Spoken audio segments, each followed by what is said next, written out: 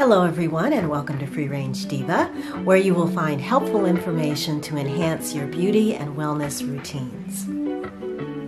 Today's topic is how you can use hair oils in your scalp and hair to prevent hair loss, encourage hair regrowth, get rid of calm those itchies, and get rid of flakes.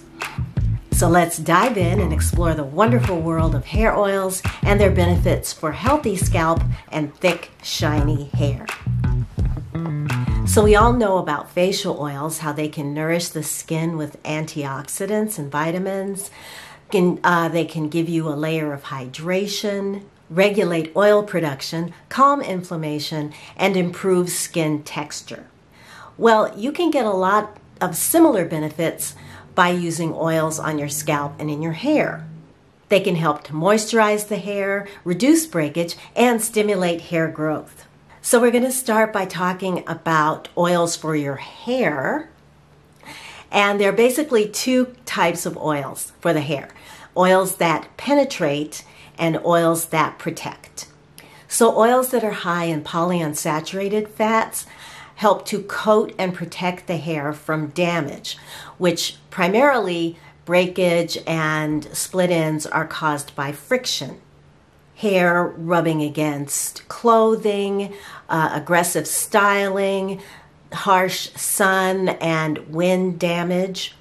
Well, protective oils protect from friction and can prevent breakage from when your hair dries out too much. Protective oils include grapeseed oil, sunflower oil, hemp, safflower oil, and a lot of this information I got from Curly Chemistry, and I will link her channel below. But I also followed up on her recommendations and did a little more research to make sure that they were accurate. And as a result, I found some more information that I'm going to share with you as well. Of the protective oils, grapeseed oil is my favorite, and I use it in my routine right after I apply my leave-in conditioner on wash day. I will put maybe a nickel size amount in my hand and really run it through all of my hair to lock in the moisture from the leave-in, and it's the Inner Sense leave-in that I've been using for years. And then once that's done, I will then just go ahead and blow dry my hair, and it always comes out really soft and frizz is minimized. Grapeseed oil is very light, so it does not leave my hair feeling greasy or weighed down, and my hair tends to be very dry. So just take that into consideration. If you don't have very dry hair, it might be too much for you. But if you do have dry hair that's in need of moisture, then I love that combo of the grapeseed and the Inner Sense. And also, if I need to moisturize my hair midweek by spraying some Inner Sense leave-in into dry hair and then coating it with the grapeseed oil, brushing that through really well, and then that helps, and putting it up into a protective style. So, grapeseed and me, BFFs. Oils high in monounsaturated and saturated fatty acids actually penetrate the hair shaft. They can repair damage and strengthen it, and thereby increase the diameter of the hair strand itself, which leaves you with thicker looking hair. Some common oils that you can apply directly to the hair strand that penetrate include coconut oil, avocado, babasu oil, argan oil, and almond oil, and those last two are actually high in both polyunsaturated and monounsaturated fatty acids, but they have the largest amount of the mono. However, you can use them for penetrating or protecting. An oil blend like this one from Rawa, this is their legendary Amazon oil. This has the ability to penetrate as well as protect, and I use this, again, you can apply it to damp hair or to dry hair. After I've applied my leave-in, I like to apply this if I'm going to really be using heat, which is what I did this time. I used this oil after my leave-in, and This gives you a little bit of extra protection when you're applying hot tools. You can also apply a small amount of this. Here you can see, I want to show you. It's about medium weight, but you can apply a small amount of this to your ends directly midweek, and it will just give them a little bit of extra shine and manageability and protection. And that's still lightweight. It has a very interesting smell. It smells kind of like a roasted nut, but it's beautiful. I really like it.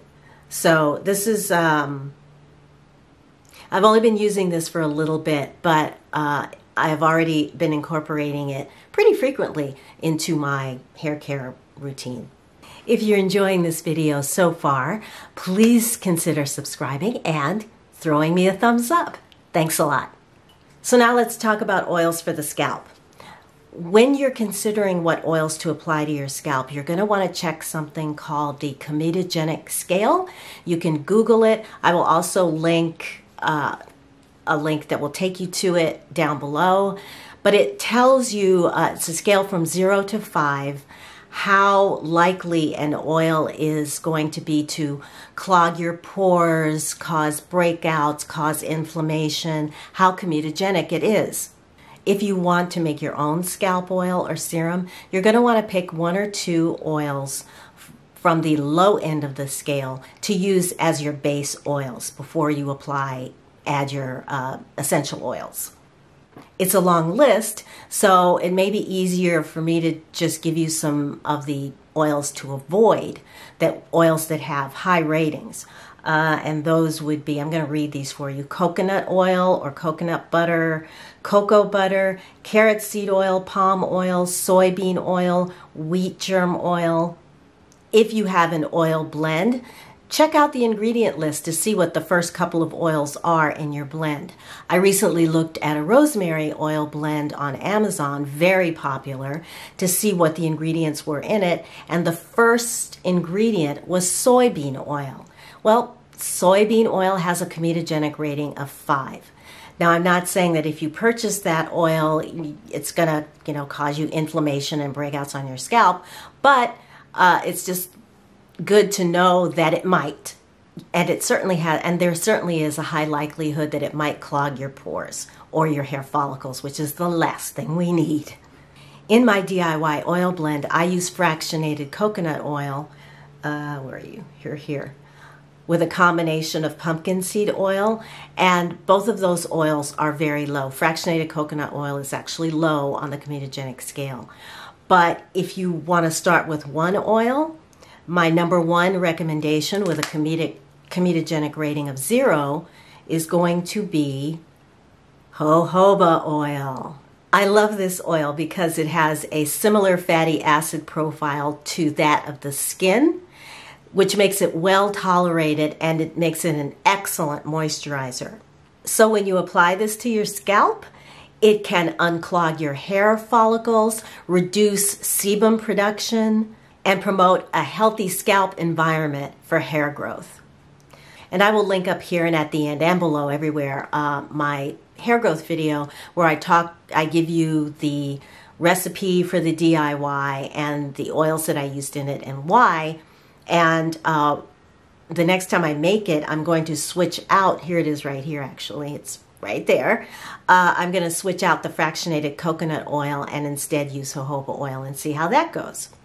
If your scalp is dry or itchy or inflamed, jojoba oil is awesome sauce. In fact, a couple of weeks ago, I developed 2 patches of dry, red, itchy, inflamed skin right here on either side of the back of my head. So I made up a DIY oil. So I put 2 tablespoons of jojoba oil into a little jar. I used a half a dropper full of neem oil, and then I added essential oils of 3 drops lavender, which is soothing and can help combat dandruff, And then chamomile, which is again soothing and helps heal redness and irritation. I applied that to the areas. It's very lightweight. It sinks in very quickly, and it relieved the itch on contact. Within a couple of days, the redness was gone, and my scalp was actually back to normal. So jojoba oil, and I don't like it applied to my hair. It's a little too heavy, but as far as my scalp, love it.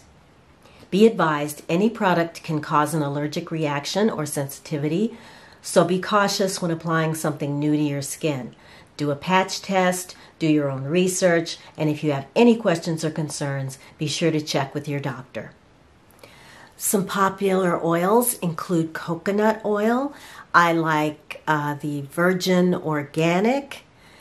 It's known for its moisturizing properties and contains lauric acid, which can penetrate the hair shaft and helps reduce protein loss. Castor oil is another oil that is popular in hair care. Castor oil is rich in ricinoleic acid.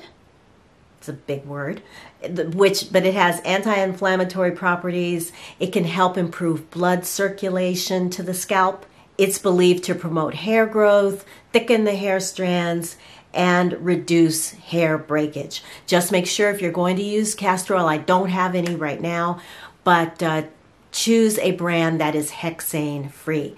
Hexane is the chemical that even if you're using organic castor seeds, the chemical process of turning the seeds into oil can sometimes include something called hexane, and it's no good for you. So hexane free is the way to go.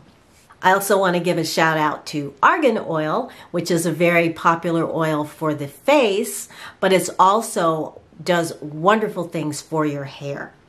It's rich in antioxidants, vitamins, and fatty acids that nourish the hair and scalp.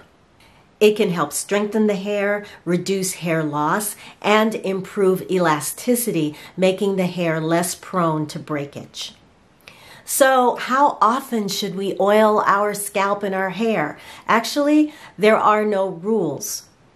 As often as you need, depending on how dry your scalp is, to maintain a healthy scalp environment. So once a week, leaving it in for a few hours before you wash it out, or even overnight before you wash it out.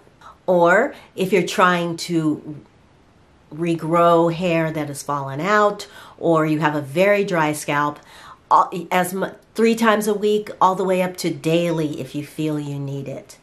And that's daily on the scalp as well as on the hair.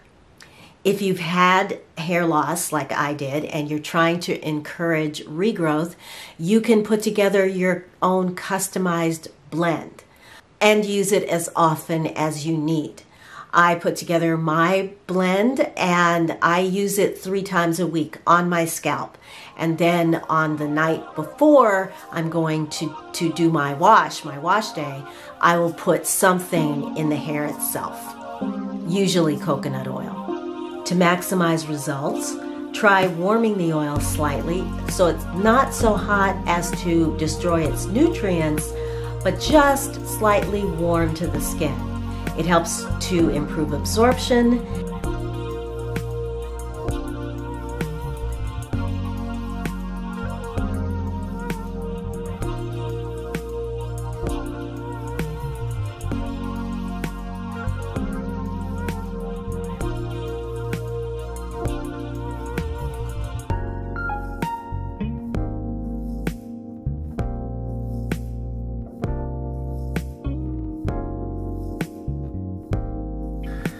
And then you can follow it up with a soothing, relaxing scalp massage.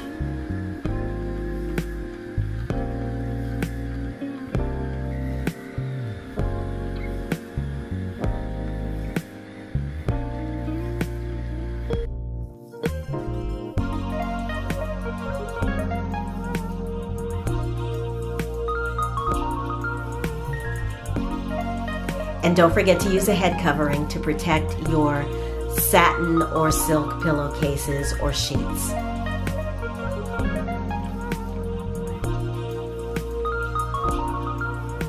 So oils have really helped with my hair regrowth, and you can see the areas along here that were balding now have new hair growing in.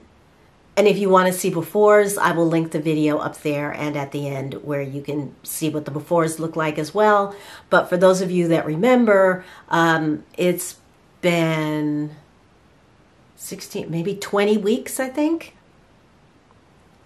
And this is what's been happening. Also, I had bald spots back here that are not as noticeable. And in this top area, I'm starting to see short hairs growing in.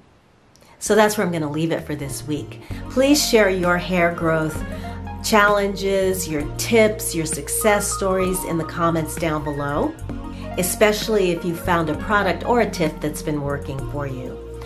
I appreciate you stopping by today. I appreciate all of you that leave comments and give me thumbs ups and have subscribed. I thank you very much, and I look forward to seeing you again in my next video a week from now. And if you want to know more about hair massaging or my hair loss journey, you can check out those two videos right here. And until I see you in my next video, I'm going to wish you a wonderful day, wonderful week. Take good care of yourselves, and I will talk to you again very, very soon. Bye!